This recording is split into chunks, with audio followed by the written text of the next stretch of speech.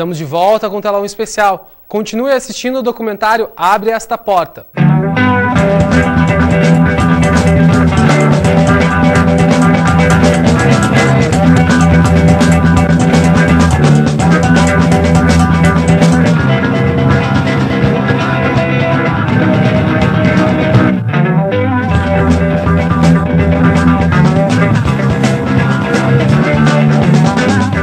A intenção é tornar a cidade mais tensa, né? É mostrar aí as fissuras, né? As lacunas, as contradições que são encobertas por esse mito que se forja em torno da Curitiba como uma cidade modelo, harmônica, né?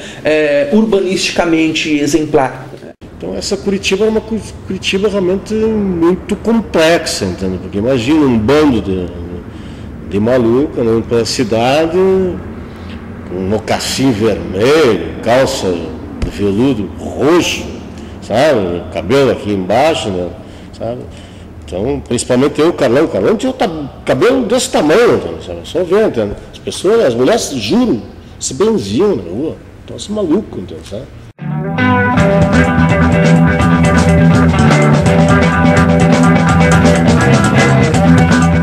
O Carlão, o Meningito e o Fernando Bittencourt, que a gente vem a conhecer depois, nós quatro resolvemos ir morar juntos, dividir uma casa juntos, que foi integralmente pintada de branco por nós mesmos, telhado.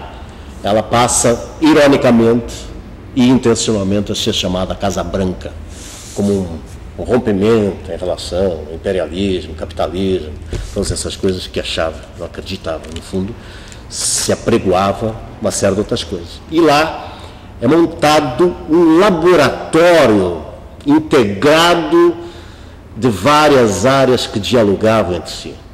Tinha cinema, tinha fotografia, tinha gravação e tinha um estúdio de primeira, que foi o primeiro grande estúdio realmente montado em Curitiba, mas com a finalidade única de abrigar os ensaios da Chave. E essa casa ficou quase como um centro de comunicação e criatividade em Curitiba e se tornou praticamente um polo contracultural não oficial dentro da cena cultural da cidade. O grupo passa a dividir um espaço e nesse espaço desses inquietos começa um grande fervilhão de ideias e de ideais em relação a um período extremamente complicado, que é o próprio período da ditadura, da imposição, da transgressão em Curitiba. E aí há um elenco dos descontentes do sistema curitibano, do qual a Chave passa a ser o porta-voz, porque a Chave depois se abriga nessa casa, que era uma república inicialmente, dessas figuras que eu citei. Então, dentro desse trabalho que a gente teve na Casa Branca, a gente teve todo um relacionamento com todo o pessoal da contracultura curitibana, nomes que depois se tornaram figuras consagradas aí dentro principalmente das artes plásticas. Então a Chave sempre teve um trabalho, tanto é que, por exemplo, o Gil, quando voltou do exílio de Londres e chegou na Casa Branca, que ele foi nos visitar com toda a banda, ele entrou pelo lado e já entrou debaixo lá, já da parte do estúdio. Quando ele entrou assim, a primeira coisa que ele disse assim: mas eu não acredito que tem isso aqui no Brasil, parece que eu estou em Londres. Porque ele já morava em São Paulo, no Rio, e nem em São Paulo, no Rio, existia uma banda que tivesse seu estúdio próprio, com uma sala de gravação, um ateliê de artes plásticas, um ateliê de fotografia, um laboratório de fotografia, um trabalho de pesquisa de texto, parceria com o Leminski em termos de letra, quer dizer, quase que um laboratório de comunicação, entendeu?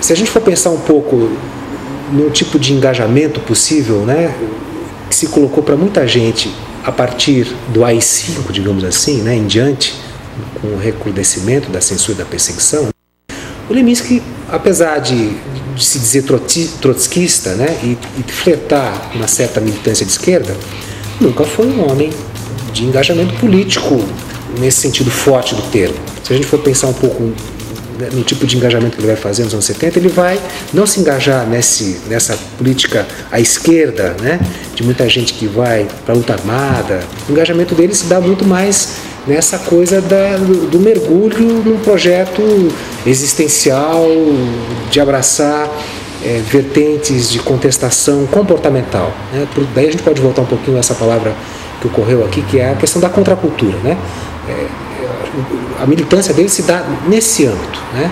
Nesse âmbito, de um certo tipo de comportamento, de você pôr em xeque valores de uma certa família burguesa na Curitiba dos anos 60 e início dos anos 70, ainda muito fortemente postos, né, como dominantes, né? Ligação com as drogas, né? Uma certa clandestinidade de opção existencial. Daí sim, a gente pode pensar numa contestação indireta, digamos assim, via comportamento ao status quo, né? O Leminski não tinha tanto essa história política. A Chave tinha mais essa preocupação. Era mais a questão social, era mais a rebeldia e a linguagem do que se expressava, do que se sentia. E muitas coisas foram feitas nesse sentido.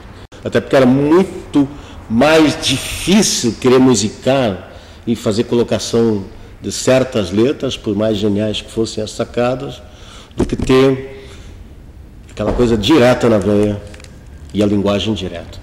Toda a conjuntura política que existia na época, que a gente vivia um estado de ditadura, onde não existia democracia, liberdade de expressão, e que você tinha que buscar meios de contornar essas barreiras, ultrapassá-las e poder levar o seu pensamento, a sua mensagem, a sua arte adiante, entendeu?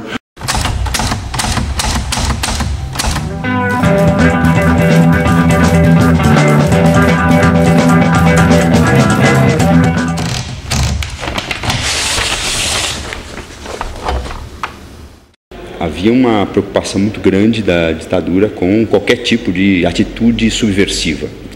Para eles, isso está expresso nos documentos do próprio regime militar, por exemplo, nas leis de censura. A subversão do comunismo internacional, como eles diziam na época, né, ela podia se manifestar tanto em ações políticas mais diretas, quanto em críticas comportamentais, em desvio de normas e condutas socialmente aceitas pelos setores mais conservadores. Então, por exemplo, desde fumar maconha até você ter um visual andrógeno ou ficar discutindo sexualidade fora dos padrões normais, isso era visto como uma ameaça à família, né, no sentido mais conservador. Então, isso era visto como uma forma de subversão. A visão era transgressora mesmo, era libertária. Se acreditava em uma série de possibilidades, entendeu? Na Revolução do Reich, entendeu? Se acreditava profundamente, entendeu? Nessas possibilidades, nas grandes viagens cósmicas, entendeu? Sabe?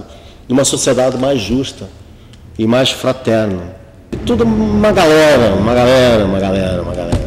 de guerrilheiros e de inconformados que tentavam, de alguma forma, que o mundo fosse mais transgressor, mais belo e mais justo. Utopia. The dream is over. Então, acho que a gente vive a época do pesadelo. Você tem que ser um guerrilheiro urbano para fazer isso, entendeu? Quer dizer, já tinha esse tipo de informação, esse tipo de visão, entendeu? De ponta cabeça, a coisa era para matar, uma série de outras, vai à luta, entendeu?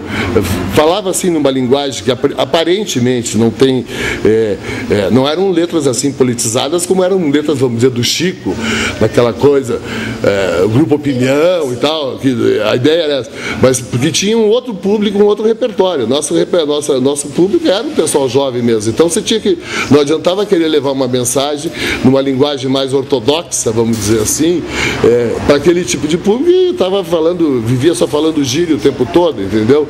Então a gente sacava esse tipo de coisa e dava esse toque. Quer dizer, a hora que você diz assim, a coisa é para matar e é proibido fazer aquilo, entendeu? Você está assumindo uma postura política, entendeu? Você vai dizer assim, ó, você pode aceitar ou não, quer dizer, depende de você, quer dizer, a tua cabeça que vai dizer para você o que você tem que fazer, não os caras de verde lá estão dizendo, faça isso ou faça aquilo, entendeu?